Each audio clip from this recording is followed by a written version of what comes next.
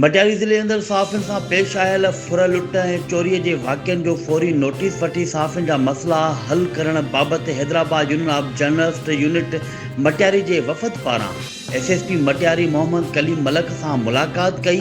वफ़द में Hyderabad union of journalist ज़िले मटियारीअ जो ज़िलई सदर रजब अली बोज़दा, सीनियर नायब सदर ज़ुल्फ़कार मेमण, यूनियन जो सीनियर अगवान हाफ़िज़ इम्तियाज़ अली चन्ना, मटियारी मीडिया हाउस जो सरबराह बाबू GM खासकेली, रियाज़ हुसैन चांडियो, राना शमशाद अहमद राजपूत ऐं शबीर मल्हा शामिल हुआ। उन मौके ते अॻवाननि पारां मटियारी ज़िले जे सीनियर सहाफ़िन मुमताज़ अली बलाल, रियाज़ हुसैन चांडियो जे भाउ नौशाद अली बुगियो जे सोट